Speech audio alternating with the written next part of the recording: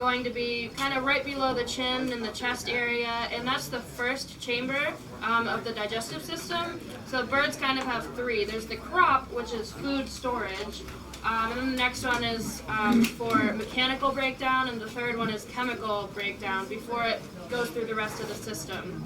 Their wings out like that, and we think it's to make them look bigger and also maybe to hide their food source, because other raptors do come in and try to steal their food. I mean, we see eagles and osprey going at it all the time.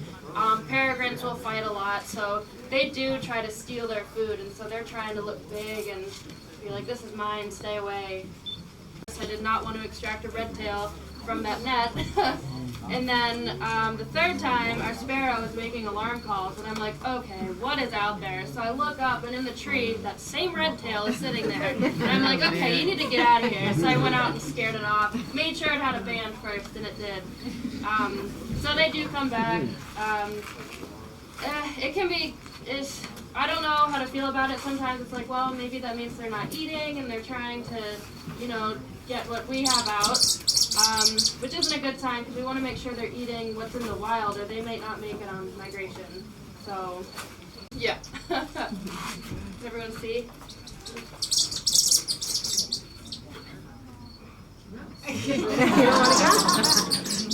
No, that's not your lunch. At this point, they've recaptured them from here. The like farthest, far south? Yeah. I had a merlin once that was found dead in Cuba. Wow. And I also had a couple of years ago a merlin I had caught, and here, 9 days later, it was in Homestead, Florida. Oh, wow. So you can imagine How fast they he's can gone, go, yeah. Thank you. And mortality does happen. Unfortunately, that's probably the #1 way we hear back about our banded birds, because you have to think how tough migration is, and finding the food, and how far you're traveling, and also the human-made impacts of turbines and windows and cars, etc. So it does have one more bird for you guys. Ready? You're ready. Yeah. Right by the tree. Yeah. All right. The banner. As he's giving it to me, he's like holding a paper towel to his thumb.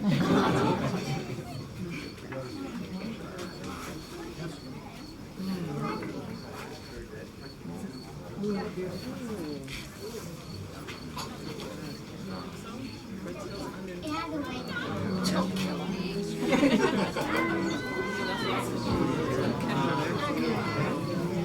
Yep, just look at everyone. So this is a male American kestrel, a type of falcon. It's actually our smallest falcon. Nope. Our smallest falcon that we'll get here on the east. The peregrine is the largest. The merlin is our medium size, almost the same size as these guys, but the merlins are a bit stockier. And the kestrels are the smallest. Now there's a few characteristics I want to point out that all falcons have. They have these very long pointed wings. So I said the accipiters have those short rounded ones, but these guys are long and pointed. They are very streamlined since they go at incredibly fast speeds through the sky. They need to be very aerodynamic. They will fan their tail out, but it's also, when it's closed, it's very long and thin, so that also helps with being streamlined in the sky. And then I want to direct your attention to their head. So falcons have these really dark eyes. You saw the yellow eyes on the accipiter, which will eventually turn red. Ow! Stop it. Okay, whatever. But for real, that hurts. Sorry, it is not your snack. You're angry. A post in their nose, not super noticeable on this bird unless you look really closely, but they have that post in their nasal disc because they go at such fast speeds through the air that it reduces the pressure going in through the nasal cavity, and basically it won't blow their head off because they have this post that's reducing pressure. And lastly, falcons have a hook on their beak, and you're actually good because you're keeping your mouth open, but it's behind that front tip. And what they do is they like to catch insects and stuff on the wing, and they can reach their feet to their mouth.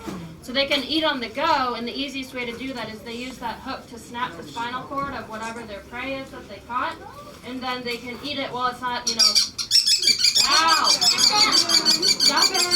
It is not.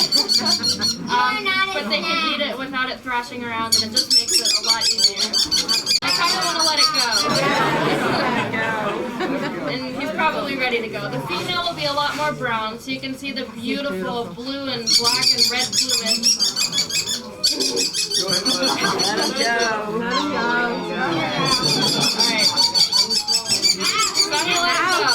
Everyone got their pictures? Yeah.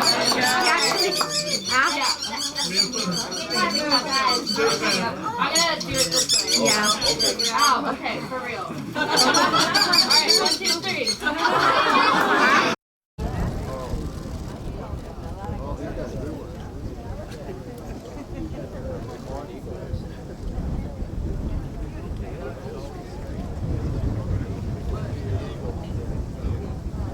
Going around, there's spit on my binoculars, it's ridiculous.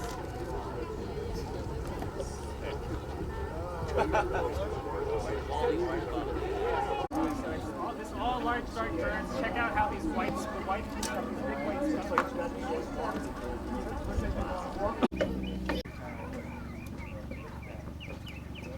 If you turn around, you'll find each one. buzzing around his face, but he's still got a little bit of dark on the tip of his tail, not a full adult yet.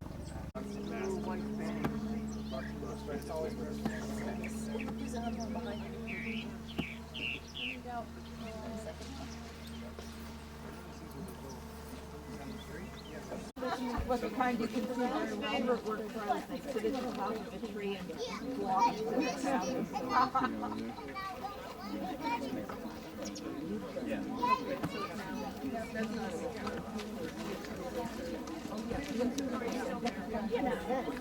So that's like an adult, not an immature.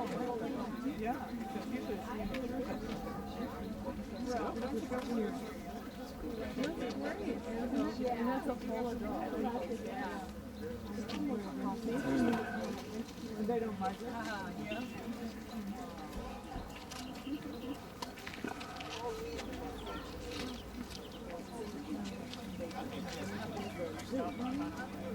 Around until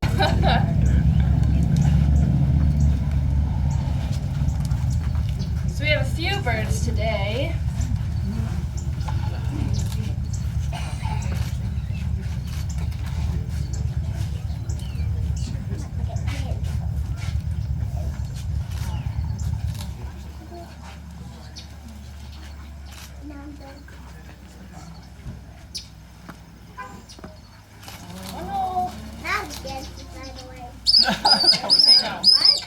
Squeaky.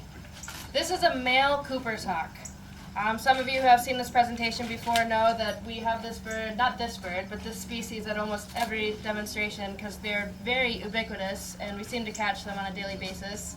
But they are an accipiter, and an accipiter is a fairly fast-flying bird, and they love dense habitats like this, the really treed areas with lots of shrubs, and the characteristics that can help them out with that are they have short, rounded wings, as opposed to falcon wings that are going to be long and pointed since they have to be very streamlined when they go through the air at very high speeds. Okay. They have a tail that acts like a rudder, so they can turn on a dime when they're whipping around trees in the forest. And they have extremely long legs, big feet, and long talons. And that's critical when they're in the woods. If they see a songbird go into the bush or something, they can stick a leg in there and grab a bird for a meal. Now, this is a hatch-ear bird. You can see it's very brown and kind of teardrop streaking on the breast. And on the back, it's also very brown with some rufous-tipped feathers. When the bird becomes, and the yellow eye. Juveniles have a yellow eye, which is one of the first things I notice when I'm pulling it out of a mist net or something. As the bird ages, they'll get a darker cap on the head. The back will become more bluish-gray, slate-colored. It's very pretty. You won't have this brown. And the eye will go to more of a orangish yellow, and then finally to a blood red when they're an adult. And it's very stunning. Coopers, unlike the other accipiters, their smaller cousin, the sharp-shinned, and their larger cousin, the goshawk, have these feathers on the back of their head that they often raise, and we call those hackles, and those are very prominent on this species of accipiter. We have a female here today, so you can get some size comparisons. And we let the smaller ones go first, because you never know, even within the same species, if that female is going to turn on the male and go after them. But we'll take the female out now, so you can compare the two. But as far as this species is going, they're actually pretty common now. They're doing really well. If any of you backyard bird and have bird feeders, you may have seen a raptor in your backyard. I know. And it's probably a Cooper's hawk because, like I said, they love preying on small birds and songbirds, and when you bring those into your feeder, you're basically creating a buffet for these Coopers, which isn't necessarily a bad thing. This is a native species, and most of the birds at your feeders are native as well, but they need to eat. That's part of their diet, and so I just look at it as it's pretty cool to have a raptor right in your backyard, in plain sight. So get your camera and take some pictures. But this bird is also a hatchier. You can see the brown on the breast, and there's brown on the back as well. Same characteristics. They're both accipiters. They're both the same species. One thing we like to look at. So every time we catch a bird, we like to check the crop, which is the area kind of under the chin, in the breast. It would be right in here. And we check that to see if the birds are eating, because that's critical. If they're eating, that means they're hunting and catching their own food before they go out on migration. So this bird does not have a crop. She doesn't look like she really has one either, but sometimes you'll get a bird and there's just a bulge in that breast area. And the crop is basically the food storage chamber. Birds have a few chambers in their digestive system. There's the crop, and then the second one is mechanical breakdown, and then the third chamber is the chemical breakdown. And then it goes on through the rest of the system. They'll extract the nutrients that they want to keep, and then they'll pass out the rest of it. So that's just an easy thing to check for, and it's really good. It's a good sign that they have a crop. Are there any questions so far about these guys? In the accipiters and the falcons they are, but in terms of buteos, which are your soaring hawks, such as the red tails, the red shoulders, and the broad-winged hawks, there's actually no size difference. So we have to put a U under sex on our data sheets. And it's kind of neat because birds are unlike mammals in the fact that they don't have external, most of the time, they don't have like external characteristics where you can look at it and be like, that's a male versus a female or whatever. So sometimes you have plumage differences, but like I said, with the buteos, you don't get that, and you also don't have a size difference. How is the Cooper's different from the Sharpie? From the Sharpie, great question. And I wish I had a Sharpie here today, and we had both yesterday. But for starters, look at the face of this Cooper's hawk. It's very proportional. The eye is pretty small compared to the rest of the head. If I had a Sharpie here, that face would be almost all eye.